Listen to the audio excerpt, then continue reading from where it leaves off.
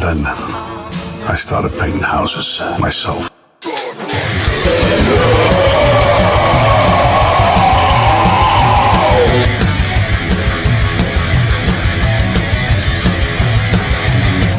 Yeah, this song goes out to anyone who ever has been shit on in their life. Cause of a bad relationship, family fucked you over, you think your boss fucking hates you, or something else.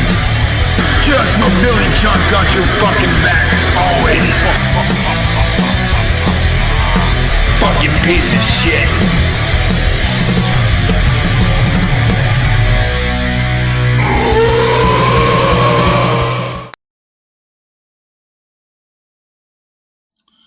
What's going on, guys? It's your boy Billy Chuck coming at you with the top three baddest heavy metal riffs of our era. Stay tuned.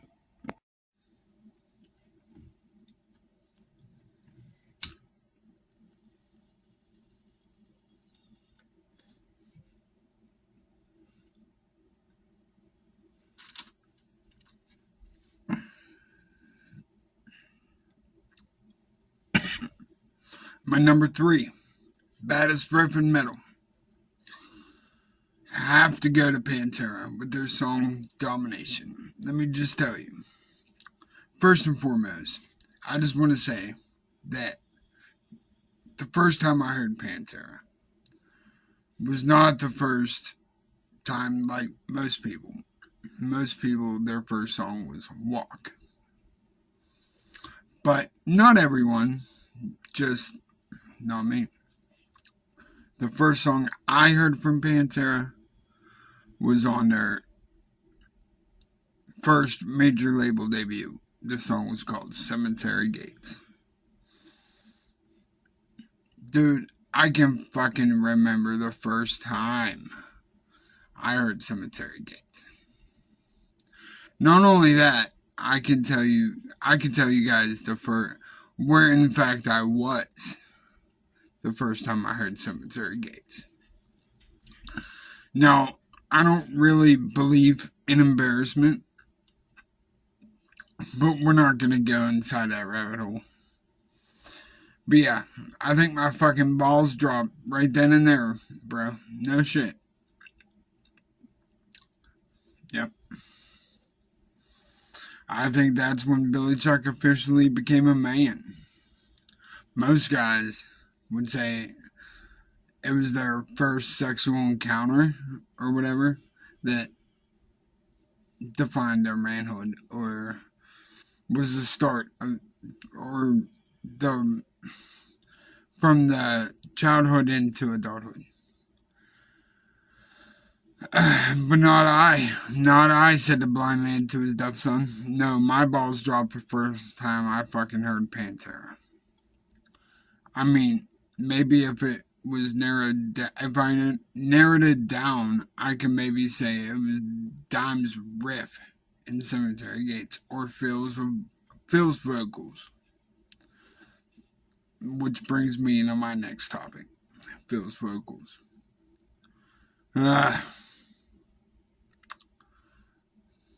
Phil's fucking voice made me want to kick babies. No joke. But here we go.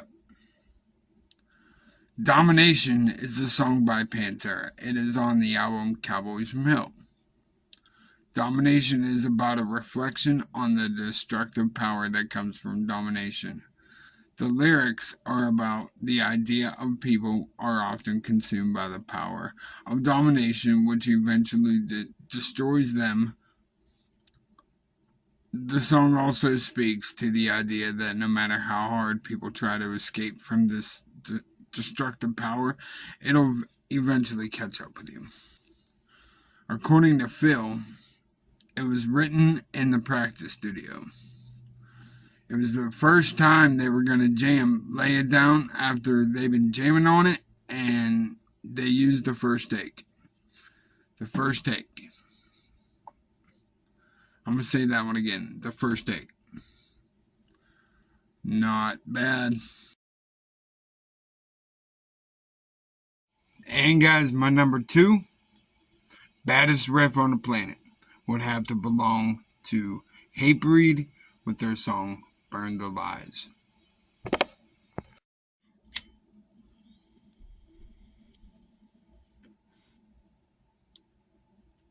But Burn the Lies, this song was on their first major label debut. It was called Satisfaction is the Death of Desire. I do believe it came out in like 97. I could be wrong. If I'm wrong, just drop it in the comments. I didn't know off the top of my head what these lyrics were exactly about. So I went to sonicheads.com for their interpretation. And they say, now this is word for word from them. The lyrics of Hatebreed's song Burn the Lies is about manipulation and deception perpetrated by certain people and entities in society.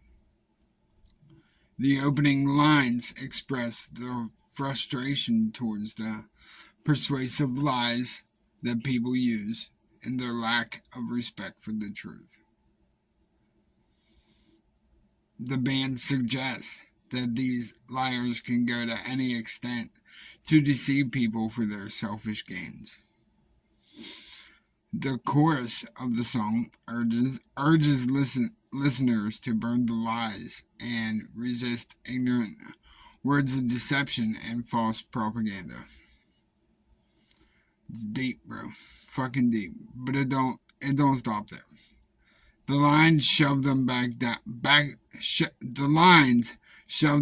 down their throats. Seem to express the anger and disgust towards the liars who are misleading people. There's a lot of them motherfuckers out there. Shout out to all the liars.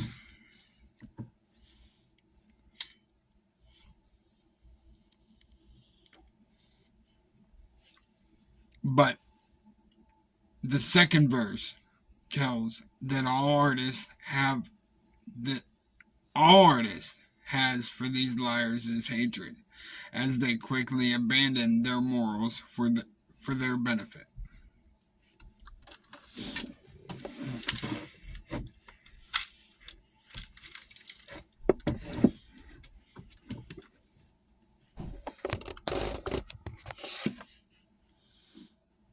They stop at nothing to belittle people and tell them that they are worthless. Pieces of shit. Feel me? The song essentially asks people to resist these liars and promote truth, honesty, respect for moral values. Now, say what you want to about East Coast hardcore music, but if that isn't a positive mental attitude, I don't know what is. Hatebreed came out of the East Coast in the early 90s. Out of their East Coast hardcore scene. I think actually Hatebreed came from Massachusetts, but like it was like the New York hardcore sound that they were with. Bands like Agnostic Front and. Where's the dog soap? But yeah, no question about it. Jamie's lyrics are just so fucking relentless and brutal, and there's not another that's. He tells it like it is, just like a lot of East Coast hardcore bands do. You can definitely feel every line, every bit of tension that guy writes in his fucking lyrics, hands down. But Jamie also went on to start a side project with Kirk Weinstein. It was called Down. I'm sorry. Phil was in down with Kirk Weinstein. But Jamie Josta formed Kingdom of Sorrow with Kirk Weinstein also. But they had a successful run. But what Jamie's solo career, he went solo after Kingdom of Sorrow, and it sounds like Hatebreed. But to be honest, I'm a sucker for that New York hardcore sound, which, in my opinion, can only be heard on their first album because, in my opinion, they got more metal the more they fucking progressed, But honestly, bro, fucking honestly, Jamie's voice, when I started singing, that was the voice I was trying to emulate.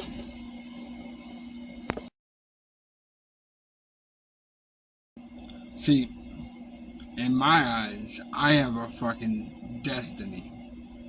I have to succeed with music. Just like my father did. My dad was actually the country music legend David Allan Coe. My dad was actually his drummer, briefly. But his dad, my grandfather, was Conway Twitty and George Jones's bass guitar player in the 50s. So I have a fucking legacy. And ever since I fucking found my craft, I will expound on it in one way or another. Plus, I have a ton of useless knowledge when it comes to heavy metal music. And, well, what better way to let that all out, right, than to have you guys chill with your boy, Billy Chuck. But, anywho, sir. And here it is, guys, my number one hardest lyrics in a metal song. I would have to give this one to fucking Metallica in their song 1. This song is so fucking badass. You know what? Fucking Korn played this in that MTV special honoring Metallica. Wow. My jaw hit the ground. One, I love Jonathan Davis. Love him. I like that mic stand too. But that's all I'm gonna say on that one. If you never heard it, check it out. 1 is about a World War I soldier who is severely wounded, arms, legs, and jaw blown off by a landmine, blind and unable to speak or move, begging God to take him. Bro, that hit home. Let me tell you what. My father, in 1983, he was a Marine based over in Beirut, Lebanon. And my Aunt Flo, I was born in 1983 in September, and my Aunt Flo called over to Beirut to tell my dad that I was born. And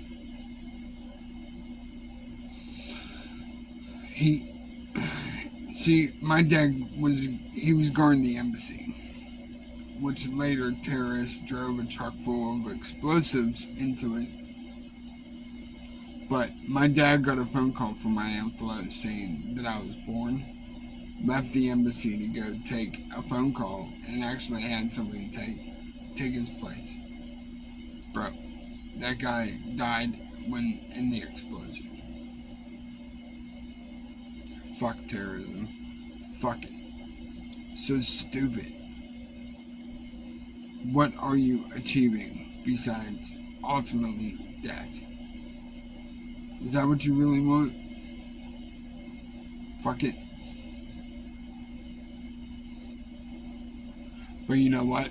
The smart ass that I am, I can remember saying to that man, my dad, Dad, you know I saved your ass when I was in fucking diapers.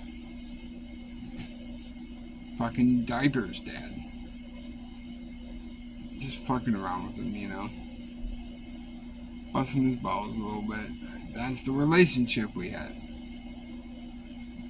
But as always, thank you to the troops that serve and protect us every day.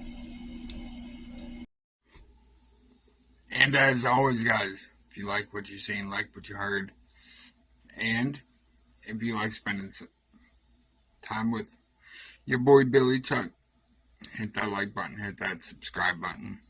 Let me know what you think. Leave some comments.